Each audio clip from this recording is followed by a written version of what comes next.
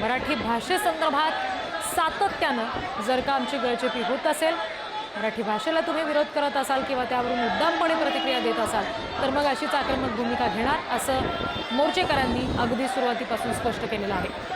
आणि आता मोर्चेकरांची ही संख्या पोलिसांनी त्या ठिकाणी त्यांची धरपकड केल्यानंतर तर आणखी वाढलेली आहे। ठिकठिकाणचे अनेक जण मराठी भाषिक आहेत, मराठी प्रेमी आहेत, हे आता इथं जमलेले आहेत। व्यापाऱ्यांच्या मोर्चाला जर का परवानगी दिली गेली, त्यात पोलिसांनी हस्तक्षेप केला नाही तर मग आमची गळचेपी का, असं या ठिकाणी म्हटलं गेलं। आणि या मोर्चाचं स्वरूप आता आणखी उग्र झालेलं आहे, आपण बघतोय।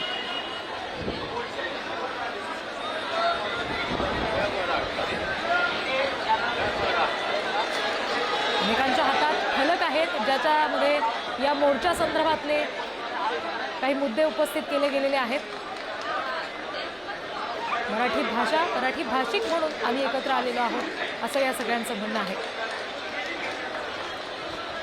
संपूर्ण रेल्वे स्थानकाचा हा जो परिसर आहे हा पूर्णपणे या सगळ्या मोर्चेकरांच्या गर्दीने व्यापलेला आहे।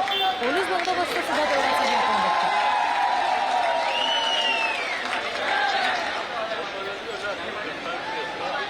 बऱ्याच काळानंतर प्रचंड आक्रमक भूमिका घेतल्यानंतर काही नेत्यांनी यावरून आगपाखड केल्यानंतर आता मोर्चाला परवानगी दिली गेली आणि मग हे सगळे मोर्चेकरी जोरदार घोषणा देत फलकबाजी करत एकत्र आक्रमकपणे या रेल्वे स्टेशन परिसरामध्ये दाखल झालेले आहेत।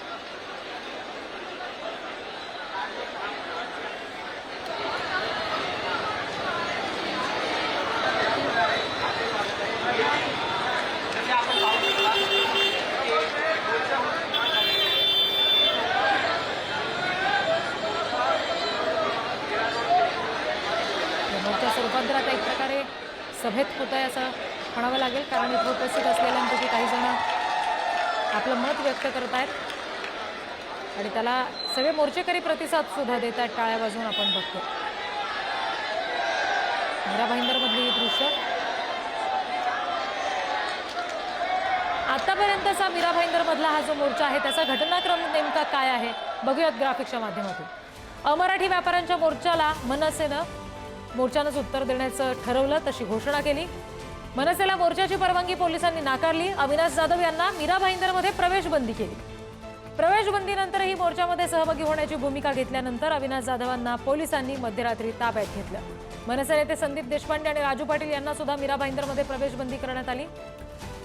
मनसे नेत्यांना आंदोलनासाठी मीरा भाईंदरमध्ये येण्यास बंदी घातल्यानं मनसैनिक प्रचंड संतापले।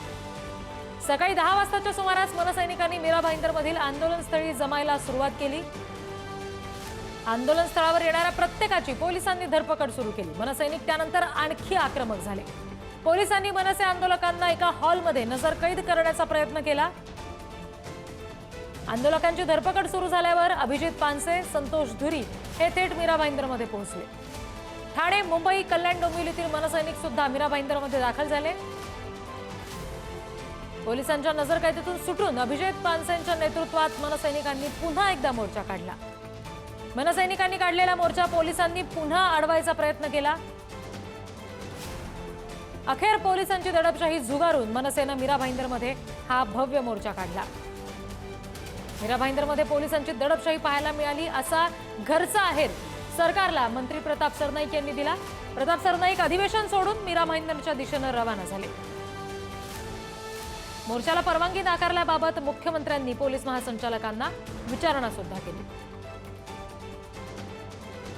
प्रतिनिधी निकेश शार्दूल आपल्याशी जोडले गेलेले आहेत, आपण त्यांच्याशी बोलूया। निकेश, आता नेमकं काय घडतंय? सगळे मोर्चेकरी एकत्र जमलेले आहेत, काय नेमकं वातावरण तिथं?